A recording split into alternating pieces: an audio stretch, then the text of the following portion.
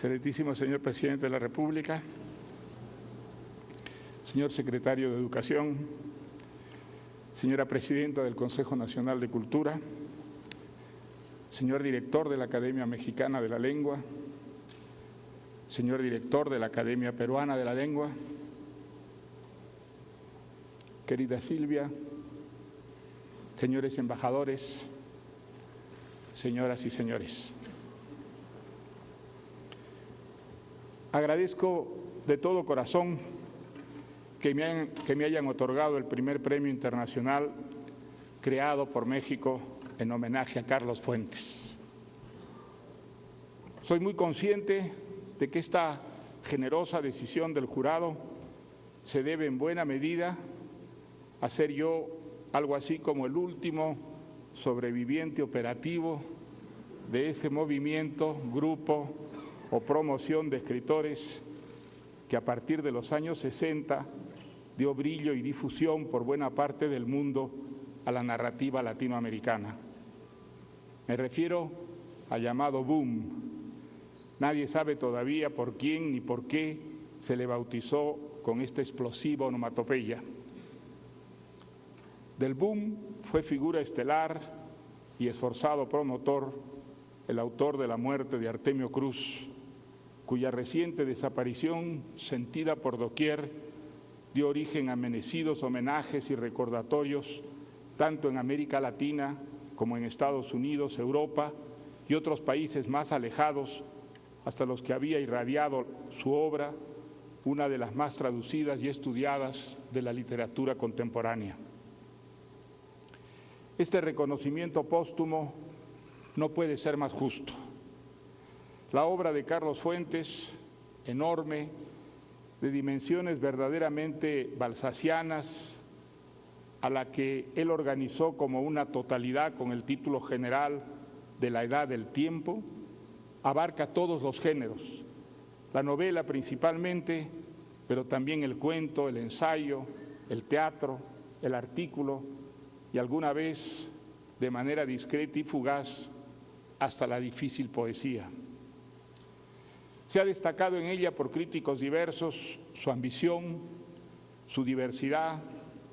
lo enraizada que está al mismo tiempo en México, en América Latina y en buena parte del mundo, porque ella, como su autor, creció desafiando siempre las fronteras, transgrediéndolas, luchando a lo largo de toda su vida por integrar México al mundo y por traer a México, a América Latina, y a eso que él llamó el territorio de la Mancha, es decir, la vasta geografía de la lengua española, que es nuestra patria común, las ideas, los valores, los modelos y las formas importadas que podían enriquecernos. Carlos Fuentes fue un escritor universal, un mexicano que, siguiendo la herencia de tantos compatriotas suyos eminentes, como un Alfonso Reyes o un Octavio Paz, se movió con desenvoltura en otras tradiciones y culturas, pero sin convertirse en un epígono. Por el contrario, fortaleciendo y definiendo lo propio gracias a ese cotejo continuo con lo ajeno. Aunque precisamente gracias a escritores como él, esos conceptos que parecen irremediablemente adversarios, lo ajeno y lo propio, pierden sus aristas, se conjugan y funden.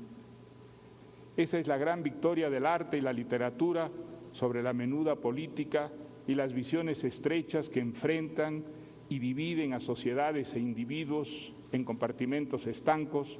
en verdaderos campos de concentración. Mostrar, en contra de los prejuicios e instintos tribales excluyentes, que los denominadores comunes de los seres humanos son más profundos y permanentes que sus diferencias, la lengua que hablan, el Dios que adoran, las costumbres que practican o el color de su piel, y que pese a que una larga tradición de cataclismos históricos parece negarlo, la fraternidad y la coexistencia pacífica entre quienes poblamos este astro sin luz propia que nos ha tocado son necesarias y posibles. En su vida, en su obra y en su actuación pública, Carlos Fuentes demostró hasta la saciedad que la mejor manera de exaltar la historia y la cultura propias no es optando por la reclusión provinciana, el campanario espiritual, sino ventilándolas y exponiéndolas a la prueba del mundo, de los otros, confrontación que las actualiza, renueva, depura y permite conocer su auténtico valor. Conocí a Carlos Fuentes en el año 1962 en la Ciudad de México.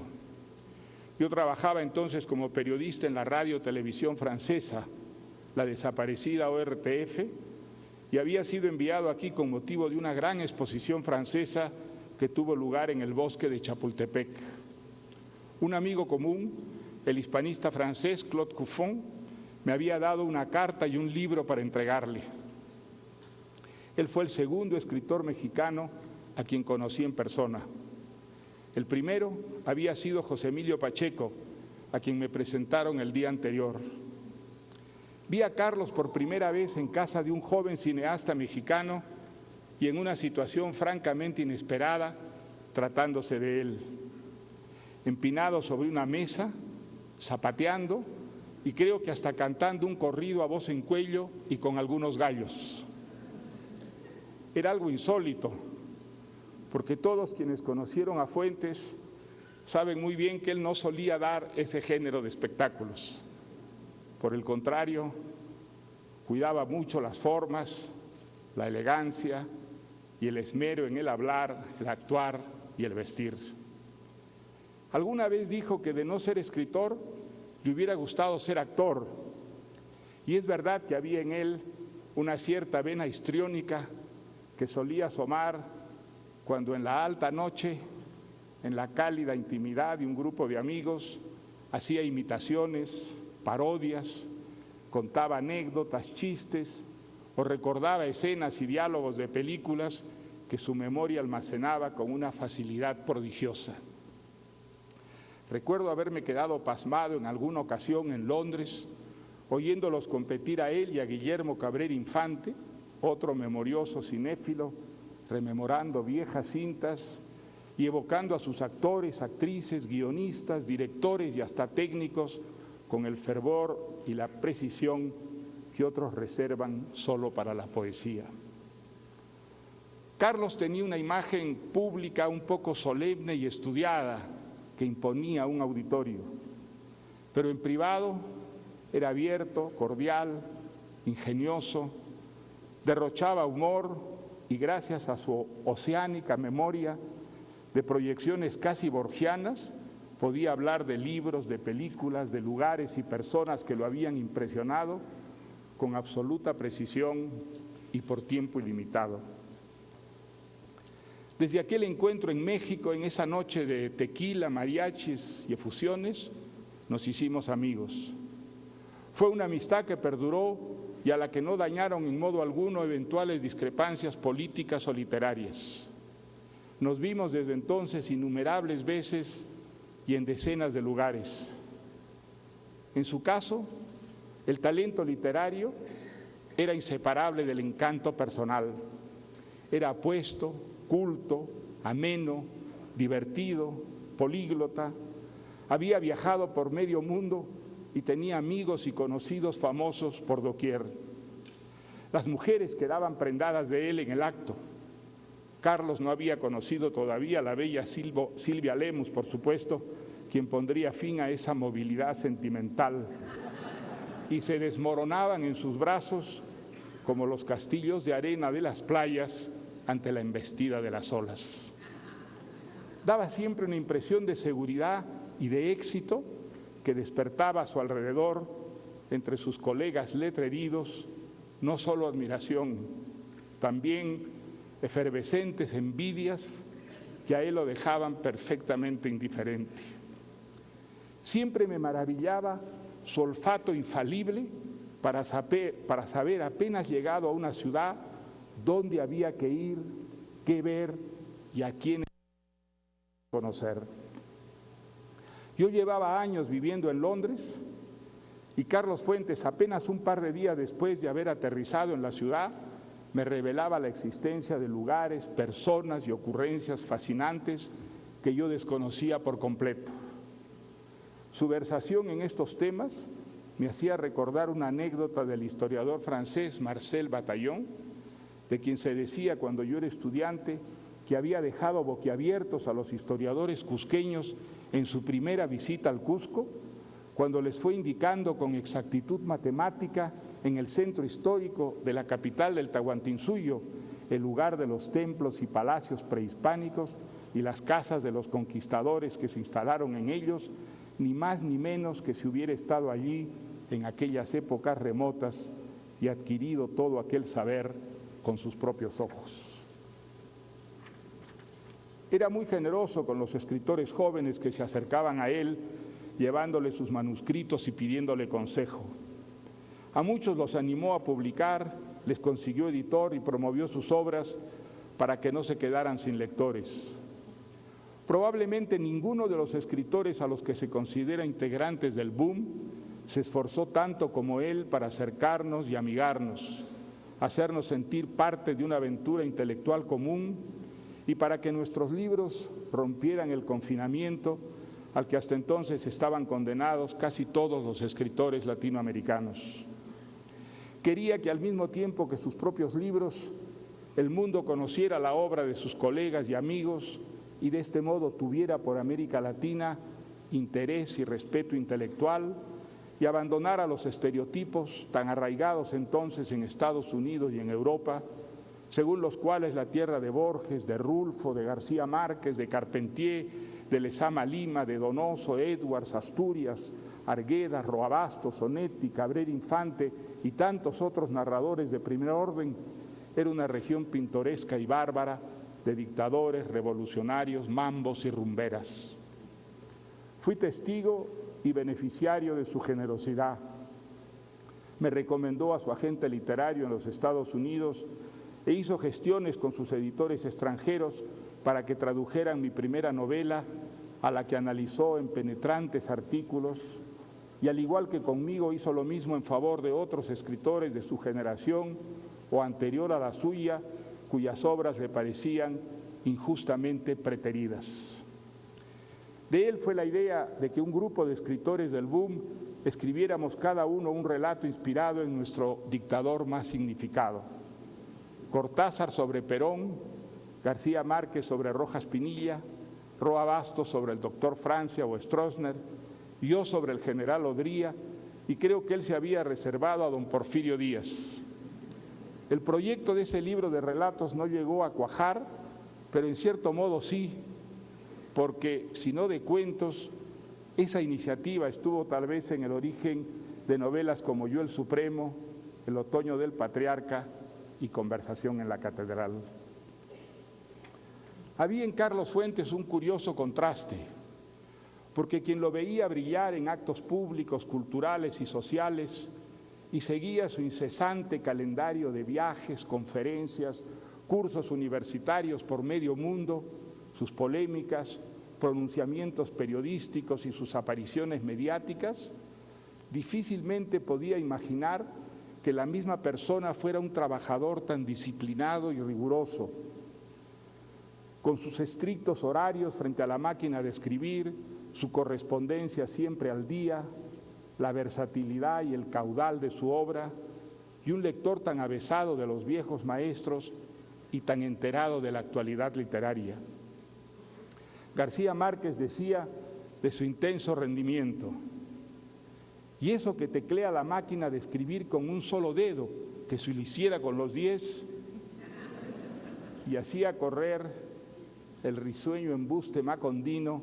según el cual ese dedo índice incansable y tenaz de la mano derecha de Fuentes, con el que tecleaba su producción literaria, se le había crecido y deformado con tanto ejercicio, y que Carlos, que era coqueto, andaba siempre con el puño derecho cerrado para que nadie advirtiera esa imperfección física generada por su celo profesional. Se ha dicho que La ciudad y los perros fue, cronológicamente hablando, la primera novela del boom. Pero creo que sería más justo decir que ese papel pionero, anunciador del boom, debe concederse a la primera novela de Fuentes, La región más transparente, que apareció en el año 1958, es decir, 4 años antes que la mía. No me refiero a ella solo por su importancia literaria, la vastedad de su horizonte, esa visión hemisférica de una ciudad en la que, como las láminas superpuestas de un palimpsesto, van apareciendo todos sus componentes, desde la cúspide privilegiada hasta los estratos más humildes, peones, marginales, clases medias, las voces cosmopolitas de la élite americanizada y sensual, hasta los ecos de un pasado indígena encarnado en ese personaje medio ser humano, medio mito, Ixca Cienfuegos, reminiscencias de una cultura que oculta por los prejuicios de una idea discriminatoria de la modernidad, está siempre viva y desde la sombra y los márgenes pugnando por recobrar una presencia en el México del siglo XX.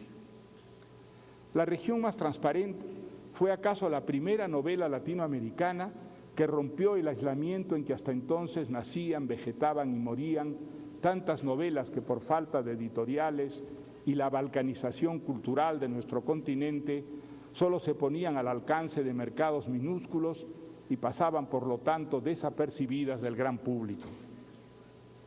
En el Perú de mi juventud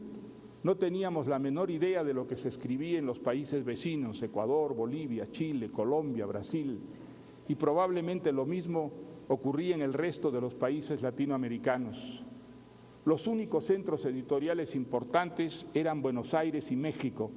pero lo que allí se editaba llegaba al resto tarde, mal y nunca, y siempre a cuentagotas. Ese triste destino lo habían padecido algunas obras maestras, como las primeras colecciones de cuentos y ensayos de Borges en los años 30 y 40, La vida breve de Juan Carlos Onetti de 1950, El reino de este mundo de 1949 de Alejo Carpentier y un buen número de otros libros excelentes que solo más tarde serían resucitados y reconocidos en toda su valía gracias a la turbulencia provocada por el boom. La región más transparente sentó algunas pautas que caracterizarían a la literatura del boom, rasgos que la diferencian de la narrativa que prevaleció en las generaciones anteriores en los tiempos del costumbrismo y la literatura regionalista. La primera, que en la novela de Fuentes era tan importante aquello que contaba como la manera de contarlo. En otras palabras, sus páginas traslucían una preocupación por la estructura y la escritura de la historia, que a menudo en el pasado había estado ausente en nuestros narradores, convencidos de que el éxito o el fracaso de una novela residía en la originalidad y potencia dramática de sus temas y personajes, e incluso de que el vigor y riqueza de una historia podían diluirse si el autor se distraía demasiado en formalismos técnicos y experimentos lingüísticos. La región más transparente revelaba, por otra parte, una búsqueda tenaz para dar a la palabra hablada de los personajes el semblante de la lengua oral, la de la calle y la de todos los días, que siempre, como sabemos, categóricamente distinta de la del discurso literario, una voz que en vez de volcarse hacia un oyente, se escucha sobre todo a sí misma. Este es un tema importante, otro de los rasgos de las novelas del boom, o más precisamente de las que el boom ayudó a rescatar, que establecen una nítida distancia con las que practicaban los autores costumbristas, criollistas, indigenistas, cholistas, negristas, folclóricos. Estos últimos imitaban el lenguaje popular, los dichos, las maneras, las variantes y entonaciones del habla local y a menudo rural, con la intención de resaltar lo pintoresco, el color local, lo llamativo y excluyente. Esas transcripciones fotográficas del habla popular al texto literario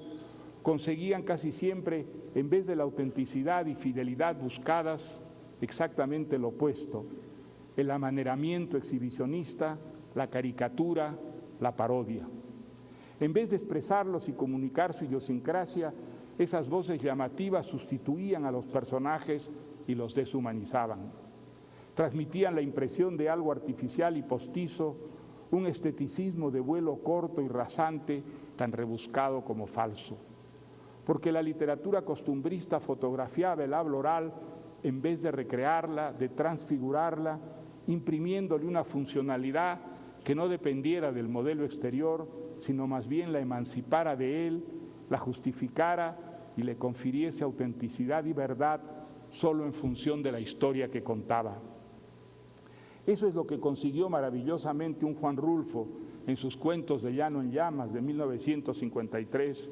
y en su novela Pedro Páramo de 1955. Una novela fantástica y al mismo tiempo hondamente arraigada en México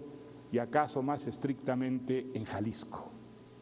Es lo que lograrían a su vez inventando para sus personajes indígenas un lenguaje propio, inspirado en el real pero transfigurado literariamente en razón del relato, Roa Bastos en sus cuentos del trueno entre las hojas y sobre todo en su magnífica novela Hijo de Hombre. Es también el caso de un José María Arguedas en el Perú, que en sus cuentos y novelas, principalmente en Los ríos profundos de 1958, fue capaz de recrear en un español sutil y poéticamente reelaborado la lengua y la sensibilidad indígenas de sus personajes andinos. En la miríada de hombres y mujeres que desfilan por la región más transparente, las palabras que salen de sus bocas los retratan,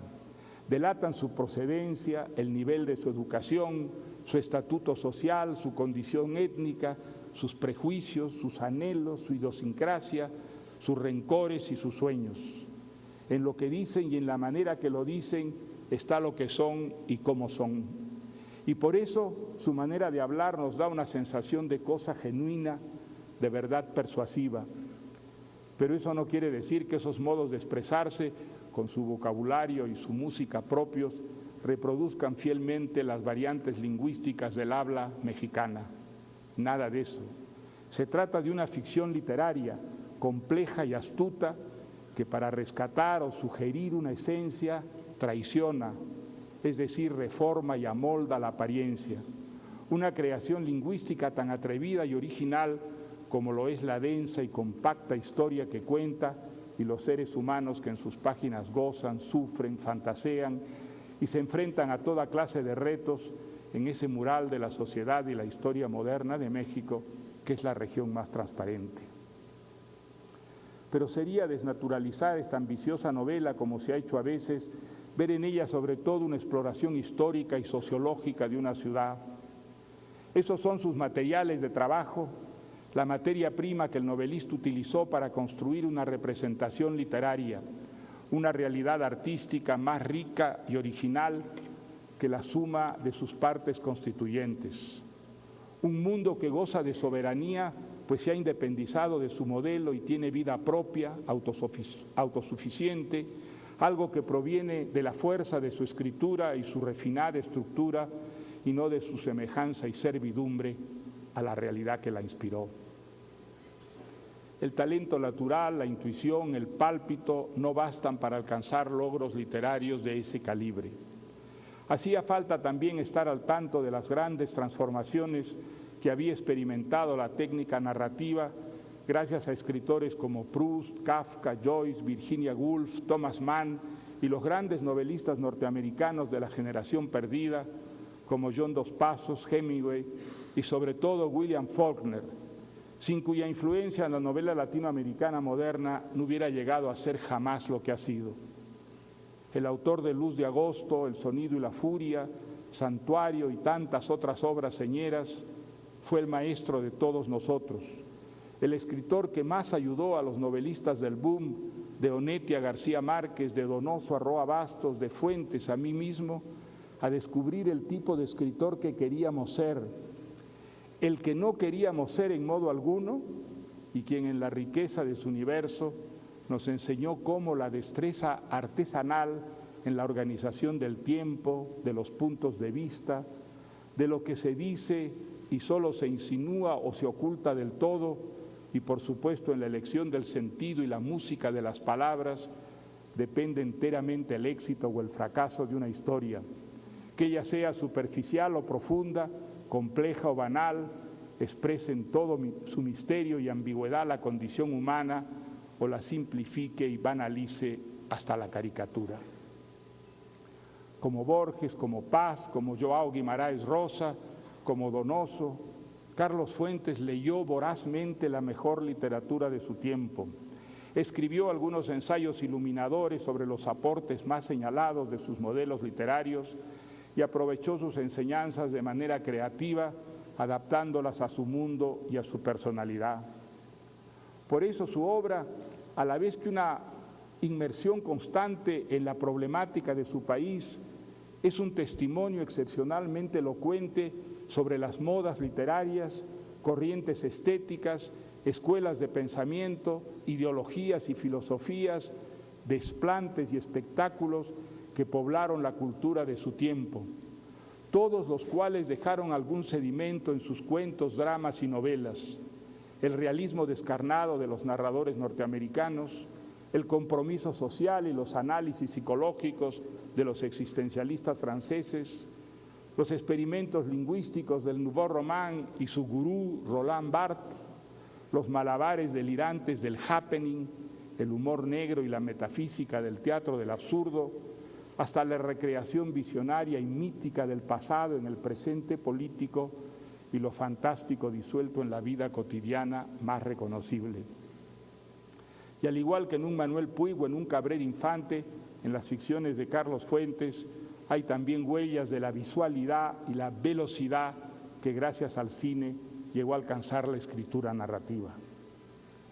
Sin embargo, pese a su gran dominio de las técnicas narrativas y al despliegue acrobático que de ellas llegó a ser a veces, nunca sucumbió en el formalismo, el experimento por el experimento, fuera en el lenguaje o en el armazón de sus historias. Una preocupación política, filosófica, social o cultural prevalecía siempre, incluso en aquellas historias suyas de factura más pirotécnica, como Cambio de piel, Tierra Nuestra o Cristóbal Nonato. En ellas, como en las venideras, al igual que en sus artículos y ensayos, aparecían siempre transustanciados episodios neurálgicos de la vida contemporánea que la marcaron, orientaron o desorientaron de manera traumática. Los campos nazis de exterminio, el deshielo comunista, la revolución de terciopelo de los países satélites de la URSS en pos de su liberación, la revolución de los estudiantes de mayo del 68 en París, la transición española de la dictadura a la democracia, la rebelión zapatista de Chiapas, los sobresaltos, traumas, esperanzas y fracasos de la relación entre Estados Unidos y América Latina y la democratización de México luego del largo predominio del PRI. Esta lista es solo un botón de muestra porque a Fuentes le interesó siempre todo lo importante que ocurría a su alrededor, ya que esta palabra alrededor, en su caso, significaba el mundo entero. Su curiosidad era desaforada y genuina, lo abarcaba todo, no conocía barreras, pero el hilo conductor y el compromiso primordial de ese espíritu incansable fue siempre la literatura, donde toda su efervescencia intelectual comparecía para volverse fantasía, cuento, novela, ensayo, representación. Como quería Flaubert, escribir fue su manera de vivir. Y también en eso Carlos Fuentes resulta un escritor emblemático del boom. En un sentido estricto, el boom no duró más de 10 o 12 años, aunque su estela se haya prolongado hasta nuestros días. En razón de la inevitable política y a partir del caso Padilla, célebre en su momento, pero que ahora ya pocos recuerdan, la amistad y solidaridad que hasta entonces reinaban y nos tenían estrechamente unidos a sus miembros, se fue enfriando y a veces rompiendo. Nada hay de raro en que ocurriera así. Solo en la literatura las relaciones humanas llegan a ser perfectas e irrompibles. En la vida real, la perfección es siempre solo un anhelo o una ilusión. Pero quienes vivimos la fraternidad y entusiasmo de esos años tan intensos y fecundos que nos hacían sentirnos latinoamericanos antes que chilenos, bolivianos, mexicanos o peruanos, y nos convencían de que escribir historias que llegaran al corazón de un vasto público era al mismo tiempo que compartir nuestras fantasías, emociones y pasiones con todo un continente, echar un pulso a favor de una mejor imagen de nuestra América y de nuestra hermosa lengua, una manera posible de hacer avanzar la libertad y la justicia en tierras donde ambas escaseaban. No olvidaremos jamás aquella experiencia y la recordaremos siempre con nostalgia y ternura, como atesora la memoria nuestro primer amor. ¿Qué ha quedado de todo aquello? Algunos libros que todavía desafían la usura del tiempo y siguen conquistando lectores, desde luego. Y también, acaso, una manera nueva de asumir el oficio literario que han hecho suya las nuevas generaciones de escritores latinoamericanos. A veces por razones materiales y prácticas, otras por lealtades escindidas. Hasta la irrupción del boom, pocos escritores en América Latina se dedicaban en cuerpo y alma a la literatura. Por lo común dividían su tiempo y su energía entre la vocación y la profesión o el quehacer alimenticio, lo que a menudo quería decir que la literatura adoptaba en sus vidas la circunstancia de un hobby de lujo, un noble deporte de domingos y de días feriados. Es verdad que la literatura está llena de esos heroicos forzados que, como un San John Peirce o un Fernando Pessoa, consiguieron elaborar una obra admirable a la vez que su vida estuvo literalmente absorbida por actividades alimenticias que tenían poco o nada que ver con la literatura. Pero ellos no son la regla, sino la excepción que confirma la regla. En América Latina, a partir del boom, muchos escritores decidieron demencialmente consagrar todo su tiempo y su energía a la literatura, tratar de vivir, o aunque fuera solo sobrevivir, entregándose de manera exclusiva y excluyente a su vocación. Lo notable es que muchos lo consiguieron. Carlos Fuentes fue uno de ellos. Descontando su breve paso por la diplomacia, toda su vida estuvo dedicada de manera absorbente a la literatura, fuera escribiendo, dando conferencias o enseñando. Tal vez se pueda decir que con Carlos Fuentes nació en América Latina el escritor profesional. Para algunas almas puras, nostálgicas del romanticismo, asociar ambas palabras, escritor y profesión, les parece aberrante, la profanación de algo sagrado, pues la literatura, a su juicio, para no ensuciarse, solo debería ejercerse de manera desinteresada. Para el poeta la comida es prosa, solía decir mi abuelo Pedro, quien creía, como muchos soñadores de su época, que los artistas en general y los poetas en especial no comían o se alimentaban solo de aire. Pero todavía resulta más peligroso creer que por la importancia de su oficio, los hombres de pluma deban vivir de dádivas o prebendas de los gobiernos o los poderosos, como en los tiempos en que los nobles alimentaban a sus escritores igual que a sus bufones. Nada tiene de degradante que un escritor viva de su trabajo de escribir si haciéndolo mantiene su independencia y no se vuelve un mercenario,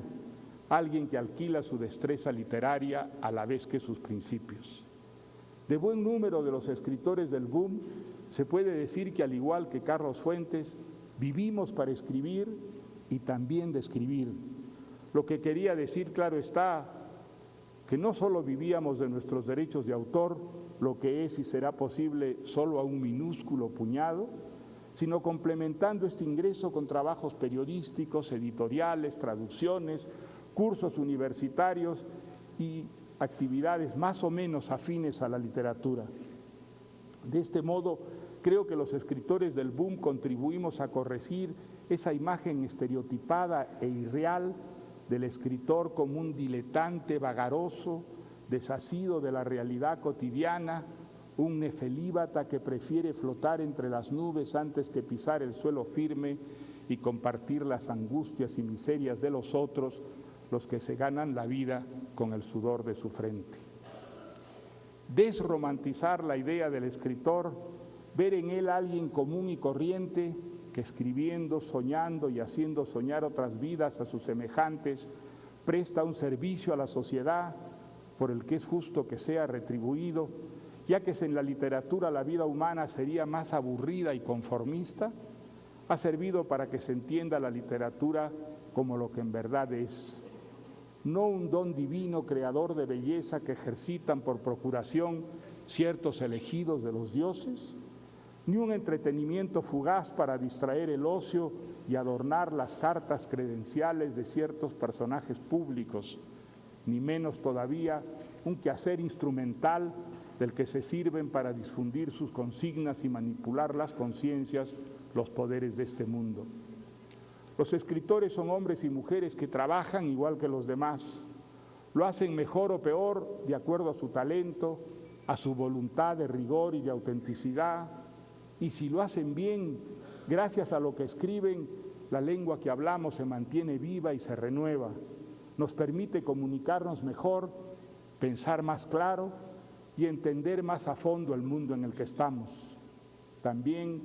nos hace salir del pequeño circuito en que nuestra condición nos mantiene encerrados y experimentar, gracias a la fantasía y la palabra, otros mundos, otras vidas, una realidad imaginaria desde la cual la visión de la vida real resulta siempre más certera y más crítica. Pues la literatura, además de hacernos gozar añadiendo a la nuestra otras vidas que en el hechizo de la lectura parecen tan verídicas como la que vivimos de verdad, crea unos denominadores comunes entre los seres humanos de ayer, de hoy, de mañana y de todas partes, que son prueba inequívoca de que aquello que nos une es mucho más importante que lo que nos separa, un antídoto contra los prejuicios, racismos, dogmatismos, fanatismos, que levantando murallas de incomunicación y odio entre razas, culturas, creencias y opciones políticas, han llenado la historia humana de genocidios, guerras y cataclismos vertiginosos. De otro lado, a la vez que configura una patria espiritual para todos los seres humanos, sin exclusiones ni privilegios, nada mantiene tan activo el espíritu crítico en una sociedad como la buena literatura. Ella nos enseña de esa manera directa y vívida que representa la ilusión compartida, que la realidad está mal hecha, que nunca será capaz de satisfacer todos nuestros deseos. Por eso las buenas ficciones, al terminar su lectura, dejan en nosotros un desasosiego que se acrecienta al cotejar la riqueza de lo vivido en la magia de la lectura con la verificación de la pobreza del mundo real. Esa insatisfacción, ese inconformismo son los motores del progreso, del cambio, de la eterna lucha por acercar lo vivido a lo soñado, por dar cada vez más realidad y contenido a palabras como justicia y libertad. Ya termino, pero quiero antes rendir un homenaje a Silvia Lemus, la compañera ejemplar de Carlos Fuentes, que compartió con él de manera tan abnegada y tan leal la felicidad y los quebrantos de esa vida tan azarosa y tan múltiple que parece extraída de una de las novelas de la Edad del Tiempo. En las buenas y en las malas, Silvia, como saben todos los que han tenido el privilegio de conocerla y de tratarla, fue para Carlos el brazo derecho indispensable, fuente de inspiración, paño de lágrimas, consejo lúcido, amor inalterable. Sin ella, difícilmente hubiera nacido esa obra monumental que ahora celebramos. Deseo una larga y exitosa vida al Premio Internacional Carlos Fuentes y les agradezco mucho su atención.